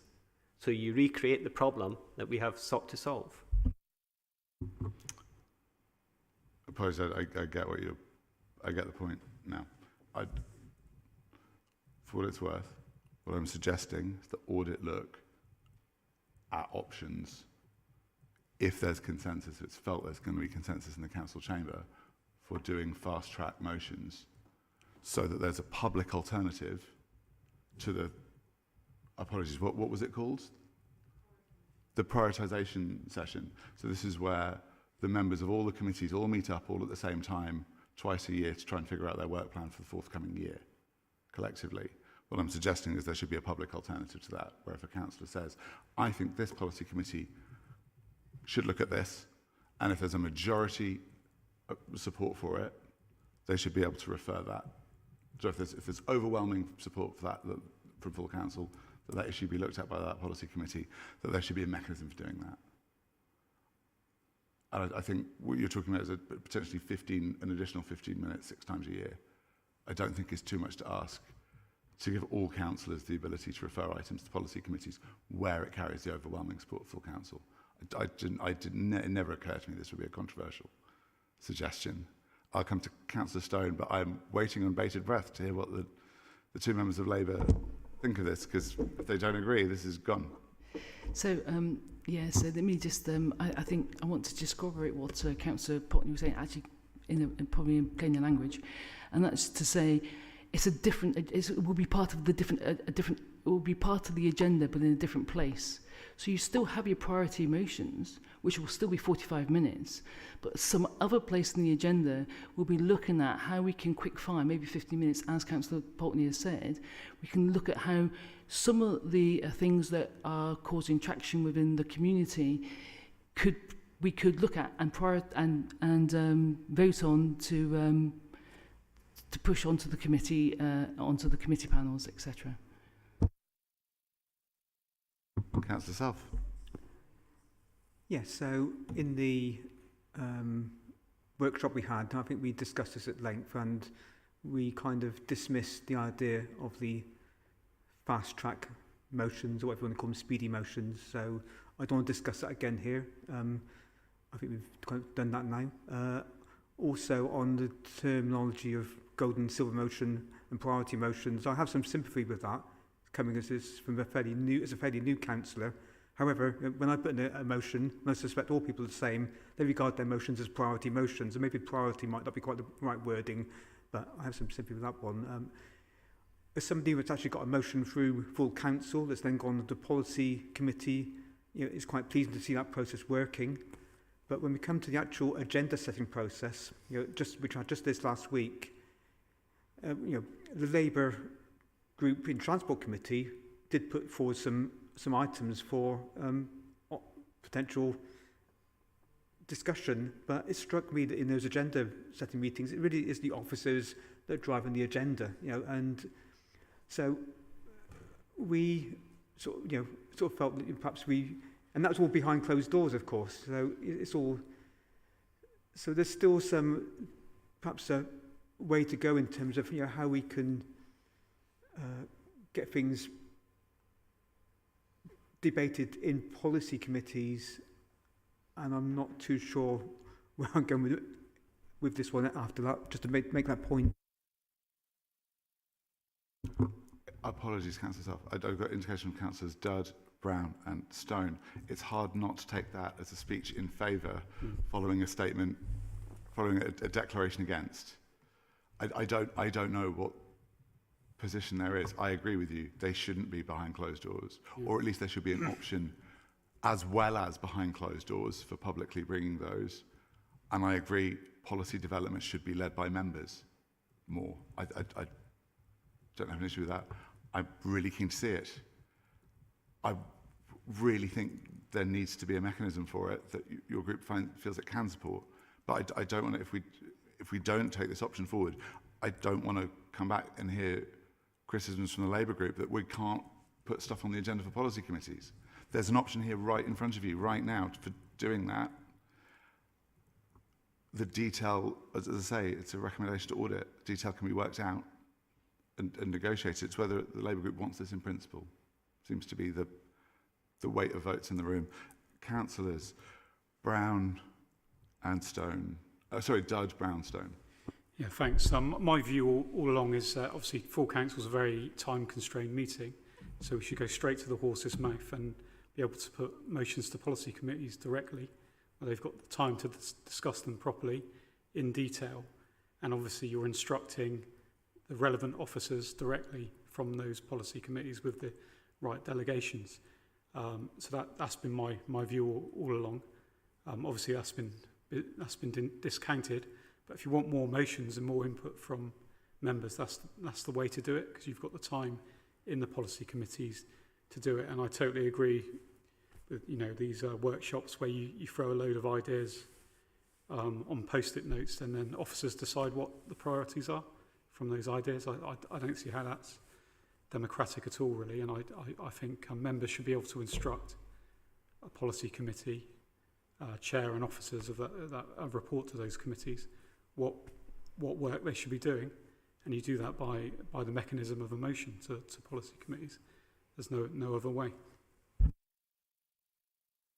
I'll come to Councillor Brown, then Councillor Stone.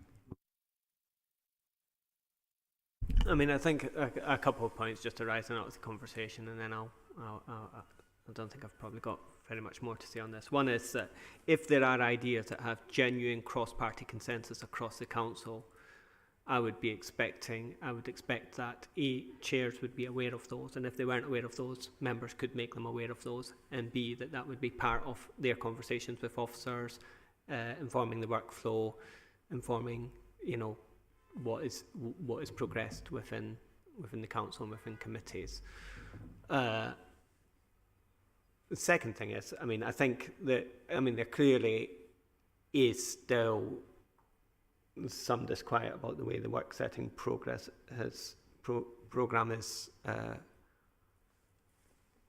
worked through. I think there have been improvements, and I think there'll probably continue to be improvements. Everything that went into the work setting is going to be, for example, and this is the first time this will have happened, is going to be published at the next committee meeting, so people will be able to see what's been suggested and what's been taken forward and what's been discounted. I don't know about the committees you were on. the committee I was on, taking forward one of the suggestions from the Labour group. So, you know, and that was, you know, decided as a synthesis of the conversation in the room amongst members. So, yeah, it might not necessarily have worked the same in all the different rooms. Obviously, I was only in my own one.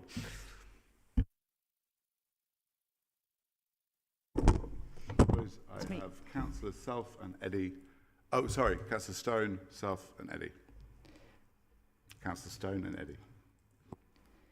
I think the proposal to recommend, the proposal to allow full council to recommend to place something on the agenda to a committee, I think needs to go forward to the audit panel, to the audit committee. That's all we're asking for. It's a proposal where we can literally recommend, it doesn't have to be even called a motion, where we can recommend an item to go to a committee or be put onto a committee agenda, okay, yes, for the purpose of the committee to consider, as you've more eloquently than I have stated, Councillor Dudd, is the proposal which I would like to go to audit committee. Thanks. Thanks, Councillor Stone. Come to Councillor Eddie, but I think we're wrapping this up. Very briefly, I just wanted to endorse Andrew's assessment. I can't comment upon Kaz's and Guy's experience of the prioritisation session. I think there is improvements which need to be made, but from my experience, as someone who is not a member of the administration, the meeting was last week, this week, I can't remember, with Homes and Housing Delivery worked very well. There were officers, there were members, there were group recommended on submissions, and even those we didn't take on board directly, we could fit into the existing work programme and certainly fleshed out the expectations which officers are working under. Thanks, Councillor Eddie. At which point, I think we'll put a big tick next to this one and move on. As I say, opportunity was there. Public forum. Delighted to say that frivolous will no longer be grounds upon which public forum can be ruled out. And to add in the discretion for chairs to extend the time available to public forum, that will be there, that will be absolutely explicit. Chairs will no longer have the excuse of, oh, we're going to run out of time. They, of course, can do something so they don't run out of time, but it's up to them. There's also a decision, all decisions relating to public forum which have been ruled out will be retained by democratic services, including details of the chair making the decision. The first thing that came back to me as soon as I put this to my group was, so will other members of the committee be able to see it?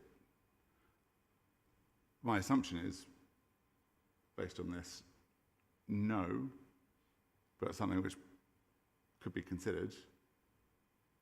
Up to, I don't want to throw another thing out there, it's just something that we didn't discuss in the workshop. Do you only want the chair to be able to see? I personally, I don't have any problem with the committee seeing it.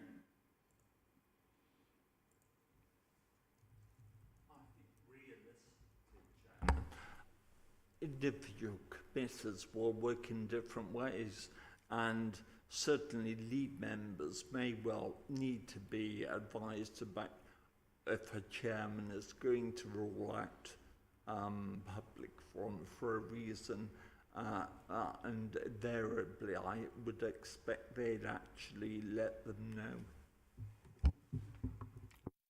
I was going to say that would certainly be my expectation as well. Does anyone else have any strong views on this? Fine, great. There's a minor alteration there just to ensure that members of committee are also able to see items ruled out of order. 4.5, committee procedure rules, amendments and option. Councillor Brown? I'd actually like to hear a legal perspective on that. I think, I mean, speaking as a chair, I've not been in that position in this role. but you know that is one of the things, obviously, that chairs get an SRA for, is to exercise their discretion, you know, discretion along with, you know, legal advice on these things. If something has been ruled out of public order for public forum and for publication, I would have thought that would be the point at which the end of it, and that you know, that something that's been ruled out of order is not then an order to share with the whole committee, because that's the point of ruling something out of order. What might be appropriate, though, and this is what I think Councillor Eddy was saying, is that, you know, it might be appropriate to make lead members or committee members aware that something has been ruled out, and the grounds on which it has been ruled out. But I don't think it, you know, I think once something's been ruled out, it probably shouldn't then be shared any further than it already has been. But I'm interested in legal perspective, to be honest. Yep. Would members of committee hold any responsibility? I mean, obviously we're saying that the chair is making the decision, but I'm just checking that if they had seen the questions, if something had been ruled out of order and you were not happy with it being ruled out of order, would the members of committee hold any responsibility if they were formally included in that process? And going back to the SOA point, is that something that we would want to put on members of the committee? Thank you, Chair. So the responsibility, as Councillor Brown has set out, is the responsibility of the Chair on advice of officers, and that's where the responsibility sits, and that's where the accountability sits. The accountability is not with other members of the committee, to answer Councillor Mack's question. In terms of should the detail of what has been ruled out be shared with the wider members of the committee, I think given that there's a record retained by Democratic Services that questions or statements have been ruled out and the grounds for doing so, and you know, that's a permanent record that we will retain. You know, I think that will be that should be sufficient in terms of an audit trail, in terms of the decision that's been made by the chair. And I think the proportionate approach, which is consistent with the way that we deal with questions or statements that are ruled out for full council, is that the lead members for the relevant committee will be will be advised in the same way that we would advise the whips in advance of a full council meeting that a question has been ruled out, but we wouldn't go into the detail of the particular question. Otherwise, it just opens it up for debate, and well, at the point at which the decision's already been taken. But if there are questions that need to be looked at in terms of, you know, of the robustness of that, then, you know, we are of course retaining those decisions as a permanent record in Democratic Services. So hopefully that answers the question, Chair. No, thank you. I suppose what it builds to is who else would be able to see that record other than Democratic Services officers? I could, you know, if a member had a legitimate reason to have sight of a particular question because you know, I can't think of a particular reason at the moment, but I'm sure that you know, we could afford access to things on a case by case basis. But you know, a question that's been ruled out is in effect it's confidential information or exempt information at that point, because it's not something that we're proposing to put in the public domain. So we would have the records, and on a case by case basis we could consider whether, you know, an individual councillor may or may not need to see that question. And that determination will be made by Democratic Services. It probably would be by me ultimately, Chair. Thank you. Just thinking in terms of accountability and the protection of officers more than anything else. Obviously, we wouldn't wish to end up in a situation where chairs were able to rule out public forum on the grounds of it being critical or whatever else it might be, as we've got borderline cases, and then no one else is ever able to know or to find out what the substance of that was, and it's safeguarding against that, which I'm sure. I presume, for example, if audit were ever to say, we want to have a look at some of these, that would be acceptable. Exempt sessions, notwithstanding, obviously something's not suitable for publication because it's exempt. Wouldn't be so that councillors couldn't look at it in confidential session, I presume. I don't think it would really be a matter for the audit committee to look at. I think it may in due course be something that our internal audit service might want to look at in terms of the robustness of the process that's been put in place. But that's something for the internal audit service as part of their annual work planning prioritisation. And they have limited resources too. No, good point. I'm sure audit will be, yeah, obviously it'll have to go to audit. Anyway, audit committee at least, so we'll take it from there. Time frame for escalating a decision of a policy committee has been amended slightly to reflect that it goes from the date of publication of a decision, not the date of the decision, just to give members a little more time between finding out something's been decided and being able to do something about it, if they ever wanted to. Any issues there? Tick. Public forum. Sorry, we've done that already. Report to audit and full council. That brings us to the end. I'm so sorry. No, we did. Apologies. Does anyone have any issues with amendments and options in policy committee reports? These were things that have been developed through custom and practice. The intention is to formalise the current arrangements. I think have developed, working nicely. I just wanted to make a very brief comment, Chair, on amendments. Yeah, I welcome any guidance and clarity that we can bring to the amendments process.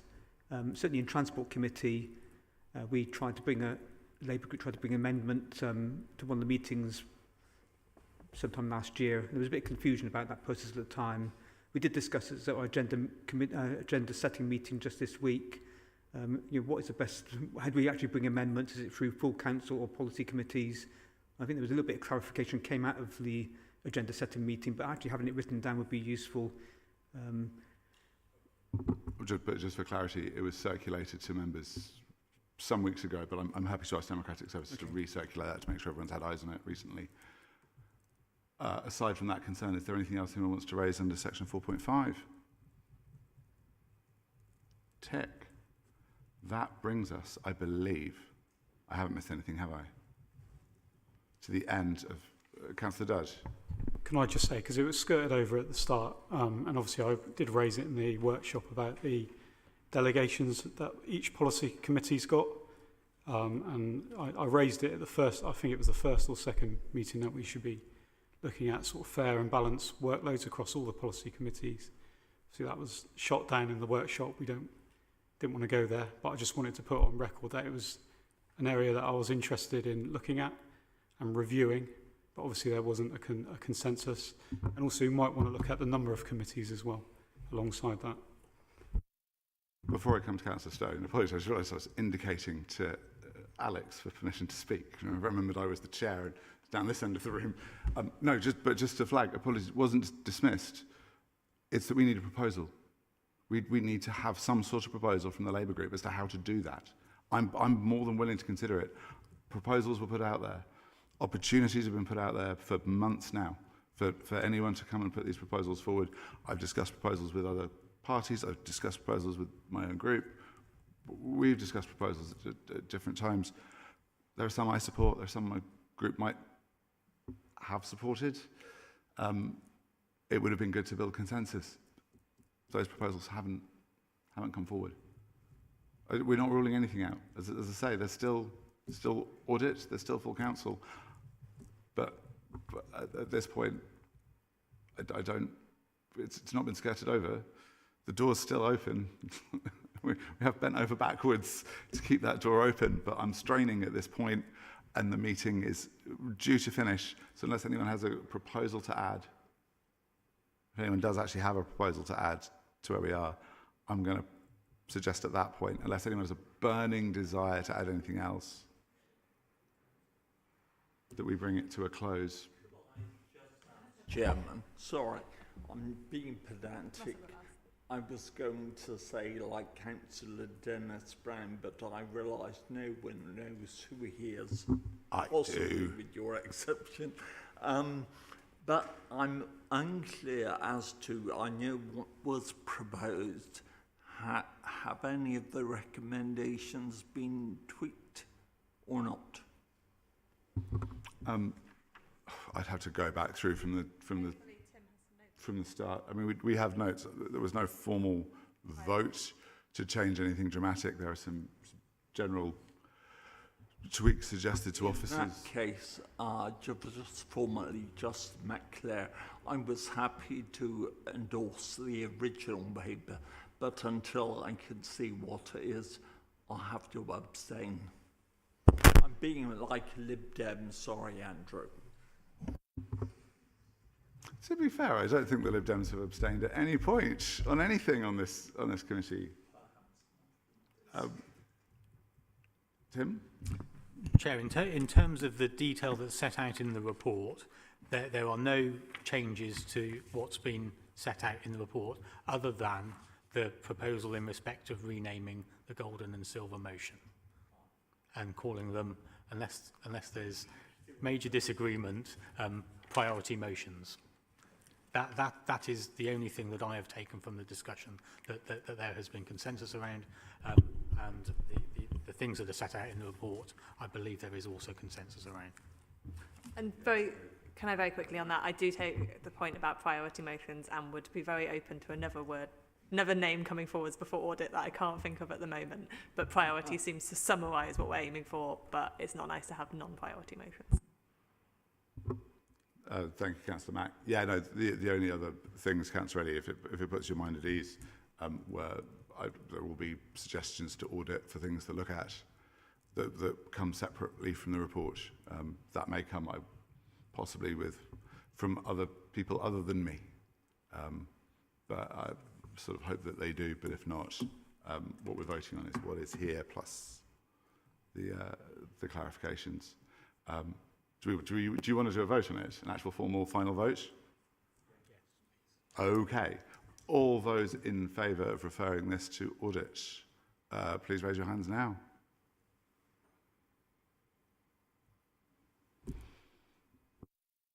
All those against? All those who wish to formally put their abstentions on record? That brings us to an end.